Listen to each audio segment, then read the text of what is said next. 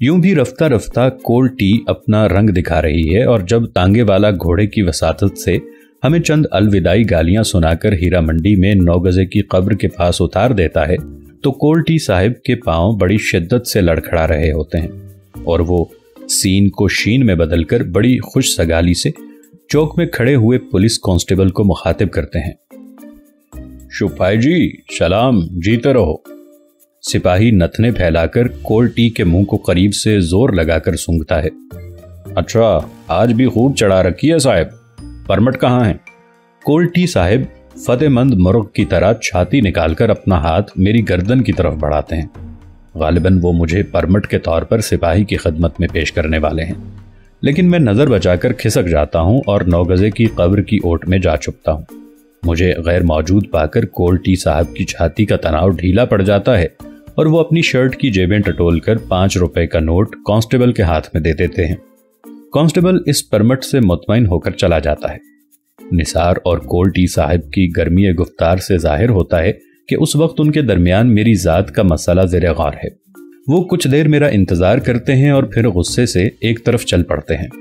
9 गजे की कब्र के पास ज्यादा देर ठहरना खतरे से खाली नहीं है, क्योंकि वही परमट वाला सिपाही अब मुश्तबा निगाहों से बार बार मेरा जायजा ले रहा है। मैं वापस लौटने के लिए कोई ऐसा रास्ता इख्तियार करना चाहता हूं जहां निसार, कोल्ड टी साहब और परमट वाले कांस्टेबल से मेरा सामना ना हो। इस तलाश में मैं हीरा मंडी की बेशुमार पेच दर पेच गलियों के ताने बाने में उलझ जाता हूं। इस हम्माम में सब नंगे हैं। गलियों और सड़कों पर मटर गश्त करते हुए शायकीन, कदम कदम पर चील की तरह झपटते हुए दल्लाल, दरवाजों और दरीचों में गुड़ियों की तरह सजी हुई औरतें, अपने रंग बरंग मलबूसात के बावजूद सारी मखलूक अल्फ नंगी है और उनके जिस्म और अजहान एक ही बेआवाज सुर पर बड़ी हम आहंगी के साथ रक्स कर रहे हैं। फजा में कच्चे गोश्त की बसांद रची हुई है और बड़ी बड़ी पावर के कुमकुमों का इज्तिमाई नूर गलियों और सड़कों पर बरस के दागों की तरह फैला हुआ है। मुझे रह रह कर ख्याल आता है कि ये औरतें जो दरवाजों और खिड़कियों में गर्दनें लटकाए बैठी हैं, यकायक फिर से उड़ जाएंगी और अबाबीलों की तरह अपनी चोंचों में कंकरियां उठाकर सारी दुनिया को अपने नरगे में ले लेंगी। लेकिन अमली तौर पर कंकरियों की जगह मेरी गर्दन पर छपाक से बलगम का एक बड़ा सा गुलगुला आ गिरता है, जो एक अधमुईसी औरत दरीचे में बैठी बड़े इत्मीनान से खंगार खंगार कर नीचे थूक रही है।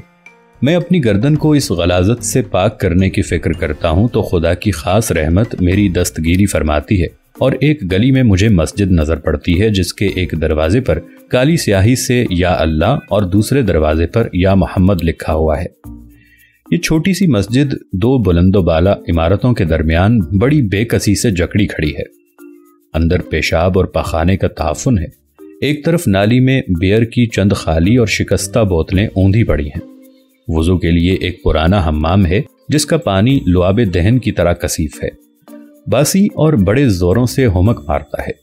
ना जाने इस मस्जिद को देखकर मेरे दिल में रेल के इंजन का ख्याल क्यों आता है, जो तेज रफ्तार से चलता चलता अचानक पटरी से उतर गया हो।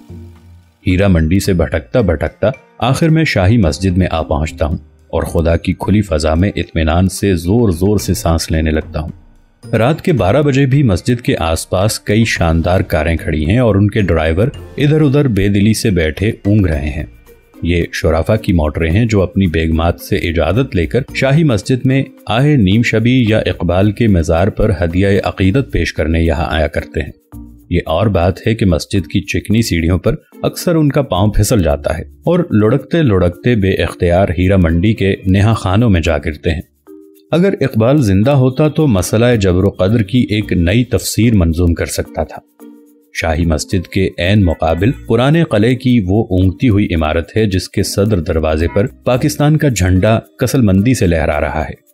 इकबाल के मज़ार में एक छोटा सा बल्ब रोशन है। बड़ा बल्ब कुछ अरसा हुआ चोरी हो गया था। लाहौर में बिजली के नए बल्ब आसानी से दस्तयाब नहीं होते क्योंकि इनकी मांग हीरा मंडी में बहुत ज्यादा है। चुनाचे इकबाल के मज़ार को एक छोटे से बल्ब पर ही कनात शियार होना चाहिए। मज़ार के दरवाजे पर एक आहनी कुफ्ल लगा हुआ है ताकि अकीदतमंद अंदर घुसकर स्विच बोर्ड न चुरा सकें।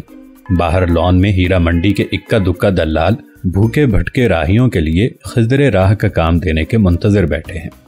एक तांगे वाला 2 आने में दाता के दरबार पहुंचाने का ऐलान करता है और मैं उचक कर उसमें सवार हो जाता हूं।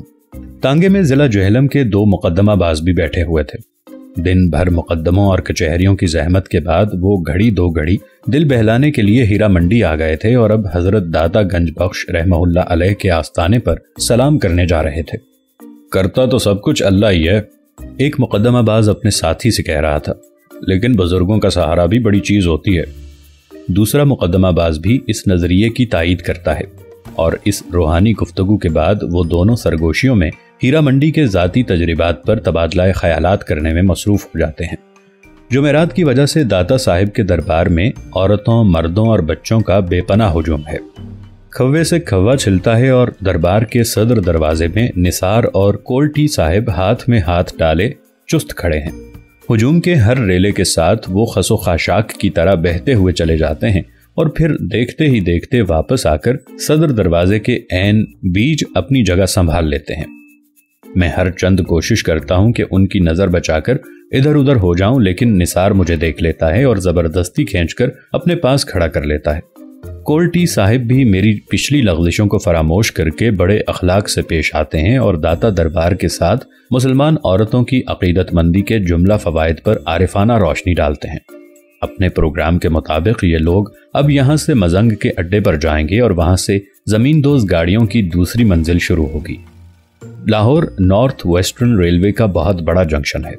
यहाँ की ज़मीन दोज़ मालगाड़ियाँ हर सड़क, हर गली, हर कूचे में चलती हैं।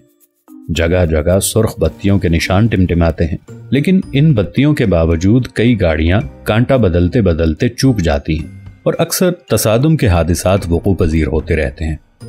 अगर कोई तेज रफ्तार इंजन चलते चलते पटड़ी से उतर जाए तो उसे फेंक नहीं दिया जाता, बल्कि उसकी पेशानी पर अल्लाह और रसूल का नाम लिखकर उसे मस्जिद के काम पर लगा लिया जाता है।